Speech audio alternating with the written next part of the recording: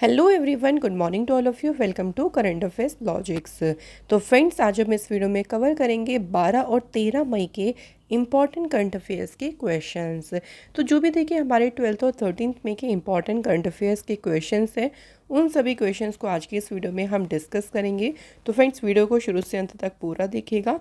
और फ्रेंड्स, उसी के साथ हम कवर करेंगे स्ट्रेटजी के क्वेश्चंस भी, ताकि साथ में हम जो इम्पॉर्टेंट देखिए स्ट्रेटजी के क्वेश्चंस हैं उनको भी प्रिपेयर करते रहें। तो आइए फ्रेंड्स, आज के इस इम्पॉर्टेंट सेशन को शुरू करते हैं। पीडीएफ आप लोग को मिलेगा हमारे टेलीग्राम चैनल से, जिसका नाम है करंट अफेयर्स लॉजिक्स। तो सबसे पहले हम शुरुआत करेंगे एक मोटिवेशन कोट से। सो फ्रेंड्स, आज का हमारा मोटिवेशन कोट क्या है? समय के पास इतना समय नहीं कि आपको दोबारा समय दे सके। इट मीन्स कि फ्रेंड्स, टाइम को वेस्ट ना करें, क्योंकि टाइम एक बार निकल जाएगा तो वो दोबारा नहीं आएगा। तो हमेशा अपने टाइम को यूटिलाइज़ करें। देखिए, अच्छे कामों में में अपने टाइम को खर्च करें, ताकि आपको आगे जाके रिग्रेट ना हो फ्रेंड्स। तो चलिए सबसे पहले बात करेंगे इम्पॉर्टेंट डे से। सब बात करते हैं वर्ल्ड माइग्रेटरी बर्ड डे। सो ये कब मनाया गया? तो देखिए, 2024 को ये अभी सेलिब्रेट किया गया है 11th ऑफ मई। 11 मई को सेलिब्रेट किया गया है विश्व प्रवासी पक्षी दिवस। ये दिन जो है सेलिब्रेट होता है मई के सेकेंड सैटरडे को। मई का जो दूसरा शनिवार है उस दिन मनाया जाता है। 2024 में ये मनाया गया है कब? 11 मई को। अब ये क्यों मनाया जाता है? तो इसका मेन उद्देश्य है to raise awareness about the conservation of migratory birds and their habitats. देखिए, जो प्रवासी पक्षी हैं, कंजर्वेशन का मतलब होता है संरक्षण। तो उनके संरक्षण और जो उनका देखिए हैबिटेट्स है, जहाँ वो रहते हैं, उसको संरक्षण देने के लिए या उसके बारे में अवेयर करने के लिए लोगों को ये दिन मनाया जाता है। 2024 की इसकी थीम तो ज़रूर याद रखिएगा, बहुत ही इंपॉर्टेंट है। और थीम क्या है इसकी? इंसेक्ट्स। ठीक है, थीम एग्ज़ाम के लिए बहुत इंपॉर्टेंट रहेगी। इंसेक्ट इसकी थीम रही है। सबसे पहली बार जो है वर्ल्ड माइग्रेटरी बर्ड डे कब मनाया गया था? 1993, 1993 में। नेक्स्ट हमारा इंपॉर्टेंट डे है इंटरनेशनल नर्स डे। अंतर्राष्ट्रीय नर्स दिवस कब मनाते हैं? 12 मई को। ये दिन 12 मई को सेलिब्रेट किया जाता है। इस दिन फ्लोरेंस नाइटिंगेल जो है उनकी बर्थ एनिवर्सरी होती है, जिनको कहा जाता है founder of the modern nursing. इनको आधुनिक नर्सिंग का संस्थापक माना जाता है। तो इनकी बर्थडे के ओकेज़न पर सेलिब्रेट करते हैं इंटरनेशनल नर्स डे। जनवरी 1974 में इस दिन को फाइनेंशियली ऑफिशियली जो है डिक्लेयर किया था इंटरनेशनल नर्स डे को। 2024 की थीम याद रखेंगे, आवर नर्सेज आवर फ्यूचर। तो थीम देखिए आपके एग्ज़ाम के लिए इम्पॉर्टेंट होती है, यहाँ से अक्सर एग्ज़ाम में क्वेश्चन आप लोगों से पूछ सकती हैं। अब बात करेंगे आज के फर्स्ट क्वेश्चन की। सबसे पहला क्वेश्चन है, Mohamed Idriss Deby Itno has been elected as a president of which country? इनका नाम है मोहम्मद इदरीस देवी इतनो, और अभी हाल ही में किस देश के राष्ट्रपति के रूप में जो है इन्हें चुना गया है? ये अभी चार्ड कंट्री के बने हैं प्रेसिडेंट। तो फ्रेंड्स याद रखिएगा, चार्ड कंट्री के बन गए हैं ये प्रेसिडेंट। बात करें रिपब्लिक ऑफ चाड, तो रिपब्लिक ऑफ चाड जो है एक लैंडलॉक कंट्री है। मतलब चारों तरफ से ये जो है किसी न किसी कंट्री के से घिरी हुई है और सिचुएटेड है नॉर्थ सेंट्रल अफ्रीका में। ये एरिया वाइज अफ्रीका की 5th लार्जेस्ट कंट्री है। कैपिटल है यहाँ की ज़मेना और करेंसी है यहाँ की CFA फ्रैंक। कुछ न्यूली अपॉइंटेड बात करते हैं प्राइम मिनिस्टर और प्रेसिडेंट्स के बारे में। भी पाकिस्तान के देखिए डिप्टी प्राइम मिनिस्टर बने हैं इशाक डार। इंडोनेशिया के प्रेसिडेंट बने हैं प्रबावो सुबियांतो। कुवैत देश के प्राइम मिनिस्टर बने हैं शेख अहमद अब्दुल्ला अल अहमद अल सबा। आयरलैंड के प्राइम मिनिस्टर बने साइमन हैरिस, जो कि यहाँ के बने हैं यंगेस्ट PM। स्लोवाकिया के प्राइम मिनिस्टर बने पीटर पेलेग्रिनी। कजाकिस्तान में प्राइम मिनिस्टर अपॉइंट हुए हैं ओल्जास बेक्तेनोव। और येमेन के प्राइम मिनिस्टर कौन बने हैं? अहमद अबद बिन मुबारक। तो बहुत सारी कंट्रीज़ में देखिए अभी नए प्राइम मिनिस्टर प्रेसिडेंट बन रही हैं। तो सारी कंट्रीज़ की इंपॉर्टेंट होंगे एग्ज़ाम के लिए। चलिए बात कर लेते हैं नेक्स्ट क्वेश्चन की। अगला क्वेश्चन देखिए, according to the latest data releasing to the union ministry of commerce, which country was the largest export destination for Indian merchandise goods. So अगर बात करें केंद्रीय वाणिज्य मंत्रालय ने देखिए अभी एक नवीन आंकड़ा जारी किया है, जिसके अनुसार 2023-24 में भारतीय व्यापारिक वस्तुओं के लिए कौन सा देश सबसे बड़ा निर्यात गंतव्य था, जहाँ पे सबसे ज़्यादा जो है इंडियन जो भी सामान है, जो मर्चेंडाइज है, उनको सबसे ज़्यादा एक्सपोर्ट किया गया है। तो उसमें सबसे आगे जो रहा है वो है यूनाइटेड अरब एमिरेट्स रहा है इसमें सबसे आगे। सो सबसे ज़्यादा इंडियन मर्चेंडाइज एक्सपोर्ट किया गया है यूएई कंट्री को। सिंपल, आपको इतना ध्यान रखना है। नेक्स्ट क्वेश्चन देखिए, in May 2024 India sign an MOU with which country for the conservation of sharks and rays in the Arabian Sea। सो भी भारत ने देखिए अरब सागर में शार्क्स और जो किरणें हैं उनके संरक्षण के लिए किस देश के साथ में समझौते पर हस्ताक्षर करे हैं। इंडिया ने जो है ये समझौता किया है किसके साथ, ओमान देश के साथ में ये समझौता साइन किया है। इसे ICAR यानी central marine fisheries research institute में जो आगामी वर्कशॉप होगी उसमें जो है इसे लॉन्च किया जाएगा। इस वर्कशॉप में दोनों कंट्रीज़ के जो एक्सपर्ट्स हैं वो हिस्सा लेंगे। तो शार्क्स के ऊपर रिसर्च और एंड रेस के ऊपर रिसर्च करने, मतलब दोनों कंट्री जो हैं इस फील्ड में जो है काम करेंगी, इंडिया और ओमान। चलिए फ्रेंड्स, अभी काफ़ी सारी कंट्रीज़ के साथ इंडिया के जो है कुछ MOU साइन हुए हैं, उनको एक बार डिस्कस करते हैं। जैसे India to train Bangladeshi civil servants for next 5 years. तो भाई इंडिया जो है ना, इंडिया ने बांग्लादेश के साथ में किस लिए समझौता किया है कि वो अगले 5 साल तक बांग्लादेश के जो सिविल सर्वेंट्स हैं उनको ट्रेन करेगा। इंडिया ने अभी बुल्गारिया के साथ भी MOU साइन किया है, किस लिए, to enhance collaboration exchange auditing expertise. इसके बाद देखिए इंडिया और नेपाल एग्री हुए हैं to promote Sanskrit research and education. तो संस्कृत रिसर्च और संस्कृत एजुकेशन को आगे बढ़ाने के लिए इंडिया और नेपाल एग्री हुए, या ये दोनों आपस में कोलैब करें। इंडिया ने सिंगापुर के साथ भी MOU साइन किया है on law and dispute resolution. इसके बाद देखिए इंडिया ने भूटान के साथ में MOU साइन किया in the field of energy efficiency और एनर्जी कंजर्वेशन मेजर्स। तो किस कंट्री के साथ में इंडिया का MOU साइन हो रहा है और क्यों हो रहा है, उसका रीज़न भी आप लोग इसको याद ज़रूर रखना है। चलिए नेक्स्ट क्वेश्चन की बात करते हैं। क्वेश्चन में पूछा गया है, India sign an agreement with which country for visa waiver on diplomatic and official passports. So Bharat ने राजनयिक और आधिकारिक पासपोर्ट पर वीज़ा छूट के लिए किस देश के साथ में समझौते पर हस्ताक्षर करे हैं। इसके लिए इंडिया ने समझौता किया है मोल्दोवा कंट्री के साथ। सो ये जो एग्रीमेंट है इससे देखिए इंडिया और मोल्दोवा के बीच जो फ्रेंडली रिलेशंस हैं, जो मैत्रीपूर्ण रिलेशंस हैं, वो और भी फर्दर वो मजबूत होंगे या उनको और भी गति मिलेगी। इंडिया और मोल्दोवा के बीच जो ये डिप्लोमेटिक रिलेशंस हैं ये कब स्टेबलाइज हुए थे, 20 मार्च 1992 को। सो दोनों कंट्रीज़ के बीच में काफ़ी अच्छा रिलेशंस हैं और उसी को देखते हुए ये जो एग्रीमेंट है वो इंडिया और मोल्दोवा के बीच में साइन हुआ है। आप देख सकते हैं मोल्दोवा की लोकेशन, यहाँ पे मोल्दोवा है, कैपिटल है इसकी चिशिनिनाउ और करेंसी है मोल्दोवन लियो, प्रेसिडेंट है माया संडू।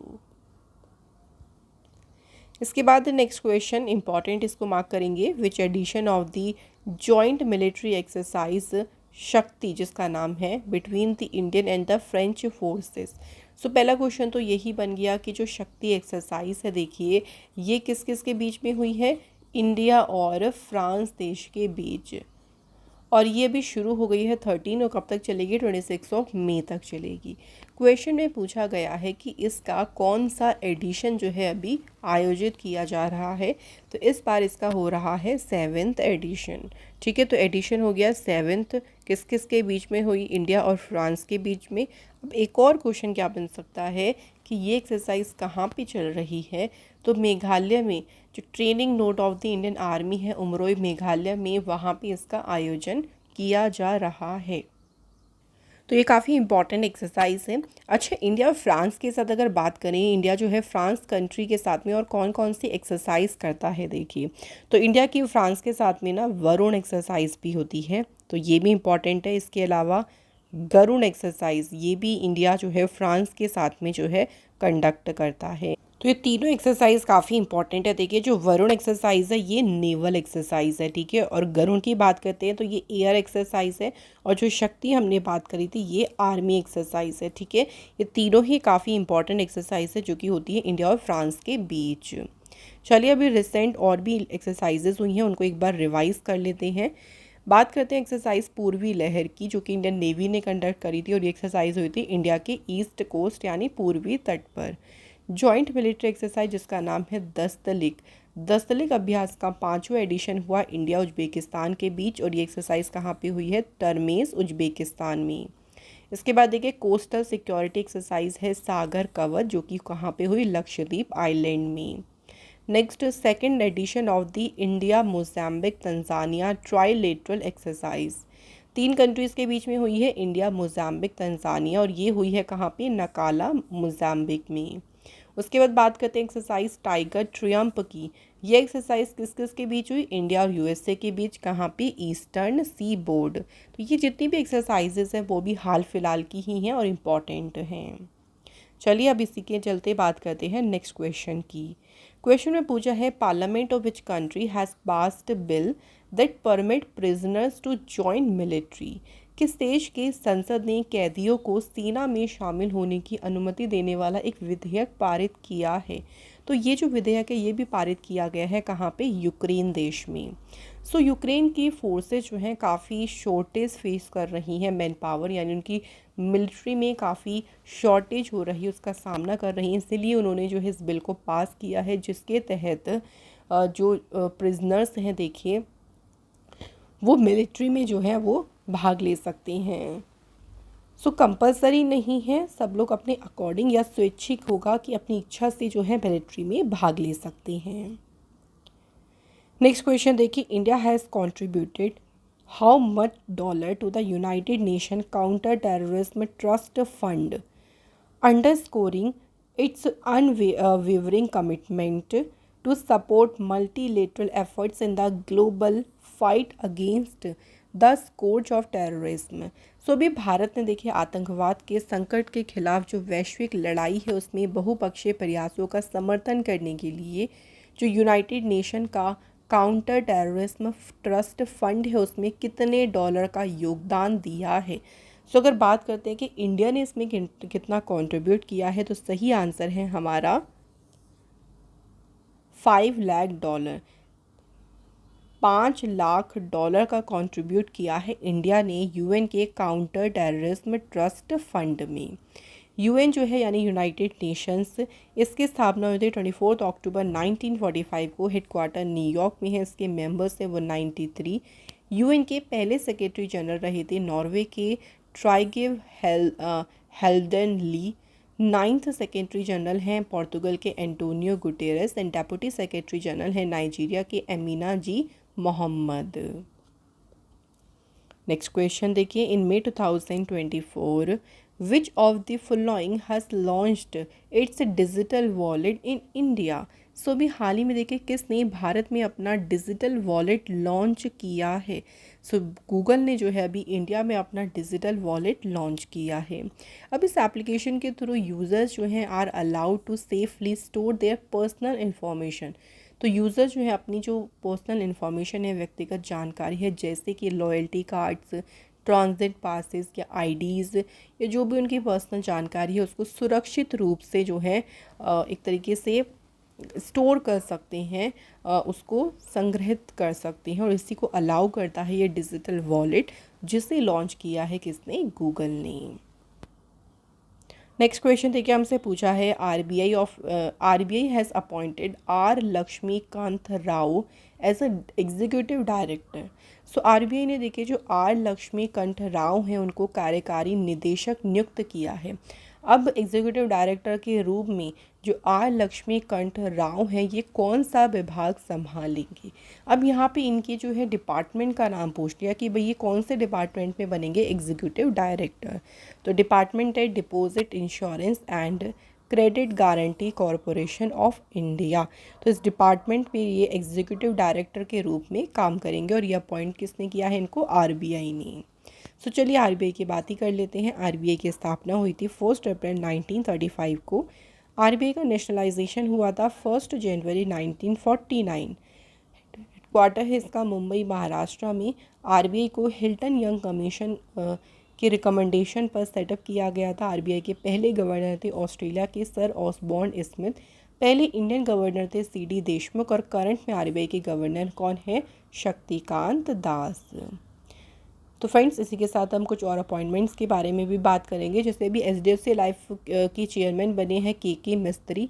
हेड ऑफ की relations group in SBI general insurance कौन अपॉइंट हुई, जया त्रिपाठी। पेमेंट मनी के सीईओ बने हैं Rakesh Singh. Ujjivan small finance bank के एमडी सीईओ बने संजीव नौटियाल। इनका कार्यकाल जो है 1 जुलाई से शुरू होगा। और उज्जीवन स्मॉल फाइनेंस बैंक के एग्जीक्यूटिव डायरेक्टर बने हैं कैरोल फुर्तादो। नेक्स्ट हमारा क्वेश्चन देखिए, who assumed the role of chief of personnel of the Indian navy. भारतीय नौसेना के देखिए अभी कार्मिक प्रमुख की भूमिका किसने संभाली है, चीफ ऑफ पर्सनल कौन बने हैं इंडियन नेवी में। सो फ्रेंड्स कौन अपॉइंट हुए हैं, सही आंसर है यहाँ पे Sanjay Bhalla. Vice admiral Sanjay Bhalla appoint हुए हैं chief of personnel Indian navy में। इंडियन नेवी की स्थापना हुई थी 26 जनवरी 1950 को। हेडक्वार्टर है इसका न्यू दिल्ली में।